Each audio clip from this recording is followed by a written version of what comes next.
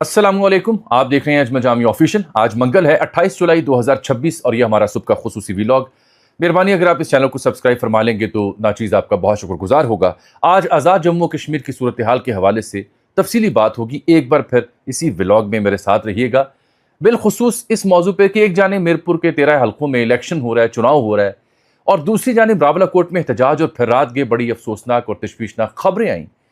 उमर नज़ीर कश्मीरी के भाई के हवाले से जॉइंट एक्शन कमेटी कलअदम जो करार दी गई, उनकी सोशल मीडिया पे जो दावे हैं, और फिर पुलिस क्या कहती है वहाँ पे, मुकामी सहाफ़ी क्या कहते हैं, BBC क्या लिख रहा है, इसके ऊपर बात करने की कोशिश करेंगे। तशवीशनाक खबरें वहाँ से। दूसरी जानिब हम देखते हैं कि सुबह के व्लॉग में हम चूँकि इंटरनेशनल जो मामलात हैं, बिलखुसूस इसराइल, अमरीका, ईरान और सऊदी अरब के हवाले से जो मामला जुड़े हैं, जिनका बराह रास्त असर भी हम पे आ रहा है और आना है, उसके ऊपर हमारे व्लॉग्स में कमेंट्री होती है। तो वहाँ कुछ दिलचस्प पेशरफ्त हुई है, इंतहाई अहम पेशरफ्त हुई है। चाहे सऊदी अरब की सबसे बड़ी जो रिफाइनरी या तनसीब है तेल प्रोसेस करने वाली, उसके ऊपर जो इराक की जानिब से हमले हुए, उसकी फुटेजेस या उसकी विजुअल्स आए हैं। और दूसरी जानिब हम देखते हैं कि इसराइली जो वज़ीर आज़म है बेंयामिन नेतन्याहू, ये अमेरिका पहुँच चुका होगा या पहुँचने वाला होगा। इसने वहाँ जाना था, ट्रंप से मिलने जा रहा है। जब से ट्रंप सदर बना है 8वीं बार उससे मिलेगा, और लिंडसे ग्राहम की रसूमात में भी इसने शामिल होना, उसका बड़ा महबूब था ये। तो इसके हवाले से इनका अपना जो मीडिया है, हारेट्स अखबार, इसराइल में एक निस्बतन तवाज़ुन रखता है, और दीगर कई इदारों ने खबर दी कि नेतन्याहू अपनी जो बेगम है, सैरा उसका नाम है, उसके साथ जो इसराइल का सबसे अहम, सबसे महफूज हवाई अड्डा है, जो उनके पहले वज़ीर आज़म बेन गुरियान के नाम पर है, वहाँ से अमूमन ये लोग फ़्लाइट लेते हैं। तो वहाँ से उड़ने की बजाय ईरान के डर और खौफ से कि ईरान टारगेट कर सकता है, हालांकि उस हवाई अड्डे को दुनिया का एक महफूज तरीन हवाई अड्डा समझा जाता है, इनकी वहाँ पे जो सिस्टम नस्ब हुए हैं। तो ये हारेट्स ने भी लिखा और दीगर ने भी लिखा कि ये नेतन्याहू जो है, ये फिर नेवाटिम एयर फोर्स की जो बेस है, वहाँ से ये उड़ा है, और ये सहरा के अंदर वाक़या एक इसराइली एयर बेस है, जहाँ पे इनके F-35S जदीद अमरीकी तैयारे पाक्ड हैं।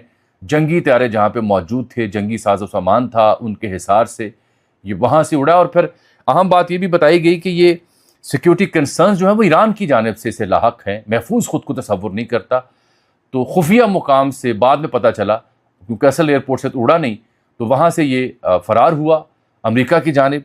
और वहाँ ये भी अहम नुक्ता था कि ये अपने साथ कोई सहाफ़ी भी साथ लेके नहीं गया कि ख़बर ना बने, तस्वीर ना आए, वीडियो ना आए।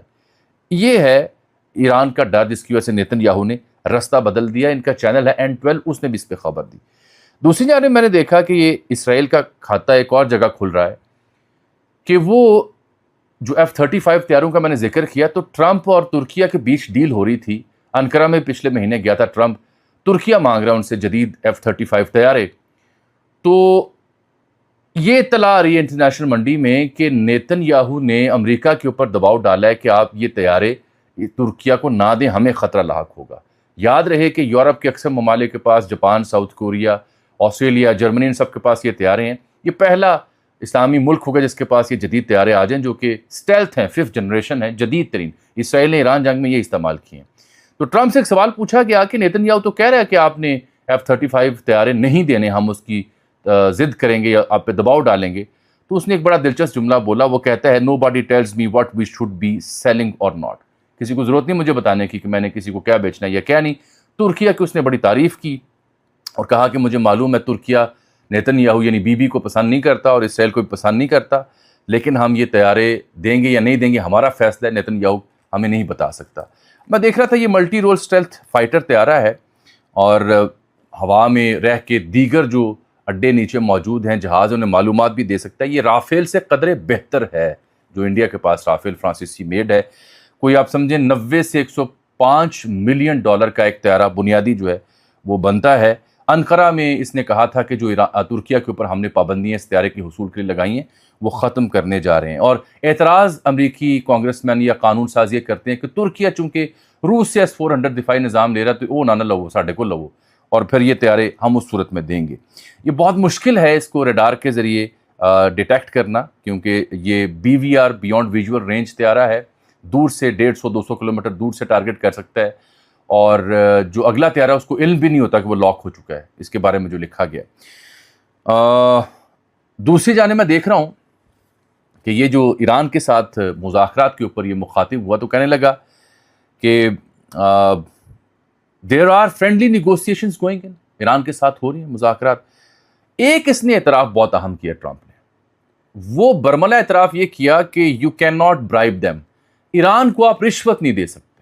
یہ آہستہ آہستہ ان کے ذمہ داران اس کا اعتراف کر رہے ہیں، ایران کو آپ رشوت نہیں دے سکتے، you gotta beat them and we are beating the hell out of them, آپ کو انہیں مارنا پڑے گا، شکست دینی پڑے گی، اور ہم بری طرح سے ان کو شکست دے رہے ہیں، لیکن you can not bribe them, ان کو رشوت نہیں آپ دے سکتے۔ یہ آپ کو یاد ہوگا ان کا جو ایڈمرل بریڈلی کوپر، جس کا میں 2 دنوں سے ذکر کر رہا ہوں، جو مشرق وسطیٰ میں سب سے اہم پوزیشن پہ تعینات بندہ ہے، اس نے کہا تھا امریکیوں کو، اپنی سرکار کو، کہ یہ جو آپ حالیہ 12-15 دنوں میں آپ نے حملے کیے یہ بے سود ہیں، ان کا اثر نہیں ہو رہا، افیکٹو نہیں ہے، اور پھر وہ خبر آئی کہ شاید میزائل کے ذخیرے بھی کم پڑے، تھوڑا رکیں۔ اب ثالثی کی گنجائش پیدا ہو رہی ہے، لیکن کیا کیجئے کہ وہاں سعودی عرب نے جو عراق کی جانب سے بقول کچھ ماہرین کے اور سعودی حکام کے جو ایرانین حمایت یافتہ ملیشیا ہے وہ حملے کر رہی ہے سعودیہ کی مختلف آئل تنصیبات کے اوپر، اور یمن سے جو انصار اللہ یا حوثیز ہیں وہ بھی حملے کر رہے ہیں۔ اس سلسلے میں کچھ فوٹیجز سامنے آئی ہیں، وہ میں آپ کو دکھا دیتا ہوں۔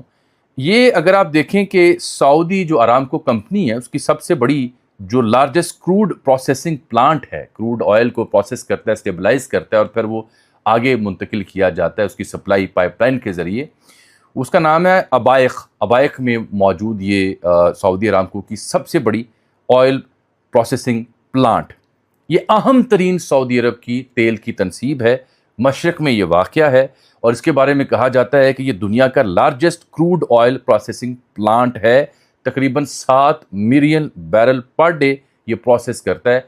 اس کے اوپر جو حملے ہوئے عراق کی جانب سے، وہ سیٹلائٹ کی فوٹیجز میں دیکھا جا سکتا ہے کہ دھوئیں اٹھ رہے ہیں، گو کہ جو ترکی المالکی ہیں، ان کے دفاع کو دیکھنے والے سعودی عرب کے، وہ کہتے ہیں کہ دونوں جانب سے آنے والے ڈرونز کو ہم نے انٹرسیپٹ کیا اور تباہ کیا ہے، لیکن یمن کے حوثی اعتراف کریں ہم نے یہ کیا ہے۔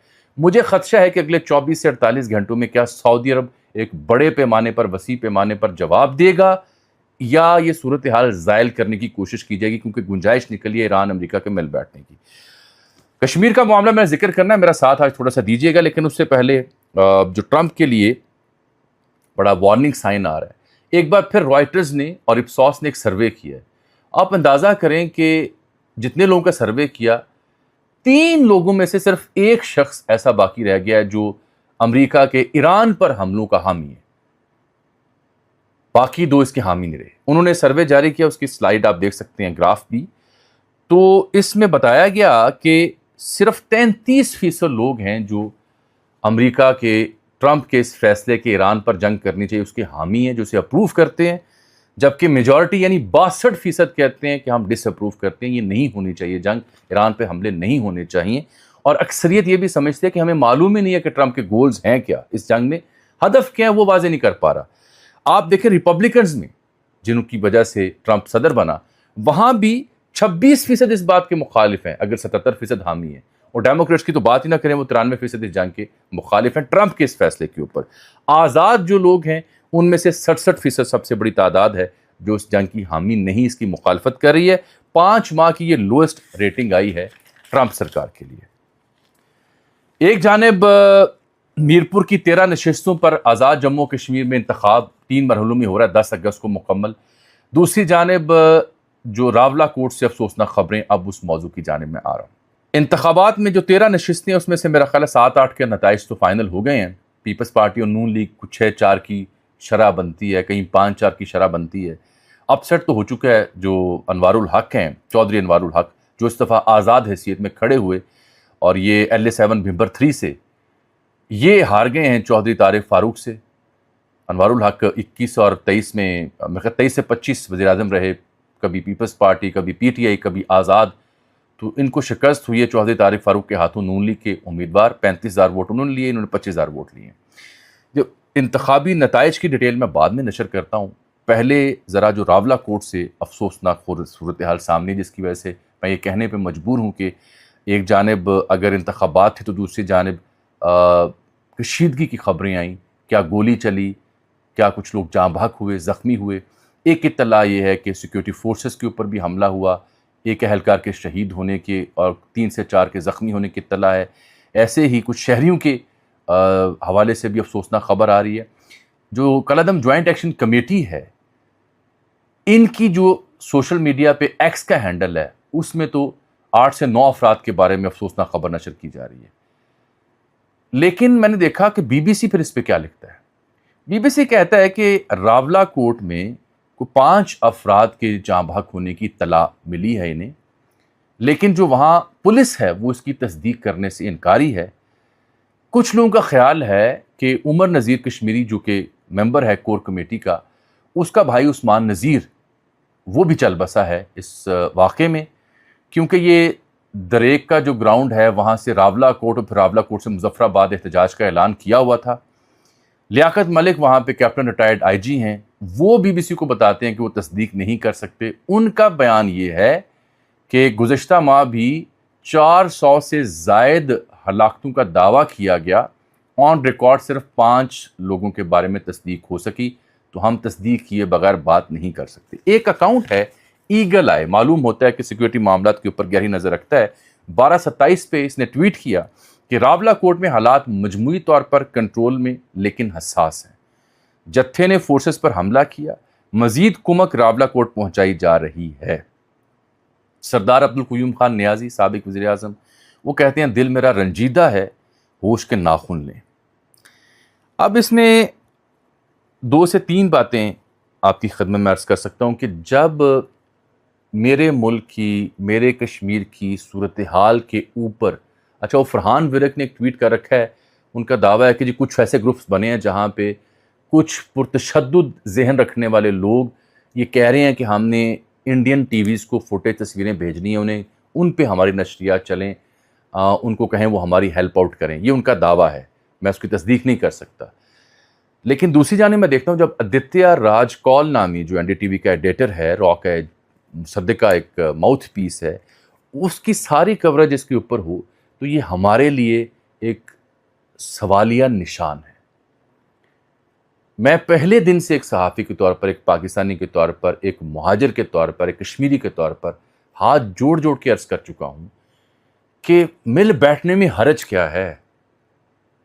یہ احتجاج، یہ لاٹھی چارج، یہ گولی، یہ بندوق، یہ انڈین ٹی وی سے مدد مانگنا، یہ اپنی عوامی تحریک کو بیرون ملک بیٹھے لوگوں کے لیے فیول بننا، اس سب سے، یہ میں سرکار سے بھی یہ بات کر رہا ہوں، فیصلہ سازوں سے بھی بات کر رہا ہوں، جس کا جو درد ہے، جس کی جو شکوہ ہے، شکایت ہے، یہ مل بیٹھنے میں حرج کیا ہے؟ ہم ڈیڈ لاک یا ایسے ماحول کیوں پیدا کرتے ہیں کہ بات ہی نہیں کرنی، بیٹھے رہیں بیٹھے رہیں بیٹھے رہیں بیٹھے رہیں۔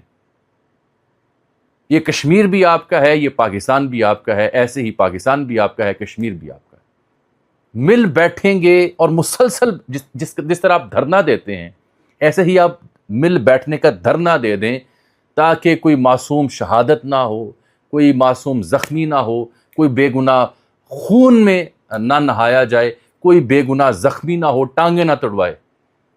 مل بیٹھے، ہم نے کب سبق سیکھنا ہے؟ یہ میرا پیغام ایک افسردگی کے عالم میں ان لوگوں میں سے ہوں جس کو اس کا درد زیادہ ہے۔ ہم وہ مہاجرین ہیں جو اپنے خاندان لٹا پٹا کے پاکستان پہنچے تھے، اور اب ہم یہی سب کچھ دیکھیں گے تو افسوس ہوگا، اور اس کے علاوہ کیا ہوگا؟ اس لیے ہاتھ جوڑ کے اپیل کر رہا ہوں کہ ضد، انا، کسی کا فیول بننا، کسی کے ہتھے چڑھنا، بھارتیوں سے مدد مانگنا، اسے بند کر کے مل بیٹھیں، جلاؤ گھراؤ احتجاج ختم کریں، ڈنڈا سوٹی لاٹھی گولی بند کریں، مل بیٹھیں۔ آپ مل لیں، گلے لگا کے بیٹھے رہیں جب تک وہ حل نہیں نکل آتا۔ اور ان سے تو گزارش کر کے تھک گئے تھے کہ بھائی اتنی مقبولیت ہے تو بسم اللہ کر کے 2/3 لیں، آپ کی اتنی مقبولیت ہے اگر تو آئیں۔ مئی تک آپ تیار تھے، اب آپ کہتے ہیں جی کالعدم ہو گئے ہیں، اب آپ کہتے ہیں الیکشن نہیں لڑنا۔ اصل طریقہ یہی ہوتا ہے، جیسے عام آدمی پارٹی نے دلی میں کیا تھا، پہلے بھی آپ سے عرض کی تھی۔ نتائج کا میں نے کیا ذکر کرنا ہے؟ یہ میرپور کے جو 13 حلقے تھے اس میں کوئی 14 لاکھ رجسٹرڈ ووٹر تھا 13 حلقوں میں، 296 امیدوار تھے، 60% ٹرن آؤٹ تھا پچھلی بار. اب ٹرن آؤٹ میں بھی کمی دیکھنے کو مل رہی ہے. ہو سکتا ہے یہ 35-30 اس کے آس پاس ہو، کمی ہے اس میں. جو حکومتی وزراء کی باتیں ہیں وہ آپ سنیں، مطلب اس قدر حساس معاملہ ہو گیا ہے. اور ان وزراء کی بے حسی پر مبنی سٹیٹمنٹس آپ دیکھیں، پیپلز پارٹی پہ الزام، ان پہ الزام، پھر کہنا سیاست کے لیے باتیں کر رہے ہیں، اصل میڈیا ہم سے بات نہ کرے. عوام بیوقوف سمجھا ہوا آپ نے؟ آپ سمجھتے ہیں کہ آپ ایسے نعرے لگا کے ایک دوسرے کے خلاف عوام کو مطمئن کر لیں گے؟ الیکشن سے پہلے آپ کو سڑکیں یاد آ جاتی ہیں، بسیں دینا یاد آ جاتی ہیں. اس سے پہلے 40-50 سال میں آپ نے کیا دیا، اس کا حساب نہیں لینا کسی نے. لیکن یہاں پہ اپسٹ میں نے بتا دیا، چودھری طارق فاروق نے جو چودھری انوار الحق کو ہرایا ہے. باقی اس میں معلوم یہ ہو رہا ہے کہ کوئی 6-5 کی ریشو بن رہی ہے. ابھی تک جو نتائج ہیں، LA1 میرپور سے نون لیگ کے اظہر صادق جیت رہے ہیں، پیپلز پارٹی کے مقابلے میں جیت چکے ہیں. LA2 میرپور سے قاسم مجید پیپلز پارٹی کے ہیں، انہوں نے نون لیگ کے عظیم بخش کو شکست دی ہے. میرپور 3 سے چودھری یاسر سلطان پیپلز پارٹی کے اگین امپورٹنٹ کینڈیڈیٹ، یہ چودھری سعید کے مقابلے میں جیتے ہیں. اور LA4 میرپور سے چودھری رخسار نون لیگ کے، یہ پیپلز پارٹی کے سہیب برشد کے مقابلے میں جیتے ہیں. LA7 بھمبر 3، یہاں سے میں نے بتایا تھا چودھری طارق فاروق نون لیگ والے، انہوں نے چودھری انوار الحق کو شکست دی. یہ طارق فاروق 11 اور 16 میں جیتے، بعد میں انوار الحق نے شکست دی. یہاں ان کے درمیان اچھا مقابلہ چلتا ہے. اس کے بعد کوٹلی کا جو LA9 ہے، عمیر نعیم جو نون لیگ کے ہیں 31,000، اور پیپلز پارٹی کے جاوید اقبال 28,000 ووٹ لے کے دوسرے نمبر پر ہے. LA13 کوٹلی 6، یہاں پہ راجہ ایاز نون لیگ کے، یہ 21,000 ووٹ لے کر جیتے ہیں. یہاں پہ استحکام پاکستان کا امیدوار نمبر 2 پہ آئے 15,000 ووٹوں کے ساتھ. ایک اور اہم حلقہ ہے LA8 کوٹلی 1، بلکہ LA10 کوٹلی 3، یہاں پہ چودھری یاسین پیپلز پارٹی والے یہ جیتے ہیں 12,400 ووٹ لے کے، اور فاتح محمود الحسن نون لیگ کے یہ 9,000 ووٹ لے کے نمبر 2 پہ رہے ہیں. نون لیگ کے رہنما تو پٹاخے چھوڑے تھے، چھریاں چھوڑے تھے، کامیابی کے جشن منا رہے ہیں. ابھی نہیں منانا چاہیے تھا، ابھی کشیدگی پر قابو پانا چاہیے تھا، گلے لگانا چاہیے تھا. الیکشن کا جشن جب مرحلہ پورا ہو جائے گا تینوں، پھر منایا جا سکتا ہے. اجازت دیجیے، اللہ حافظ.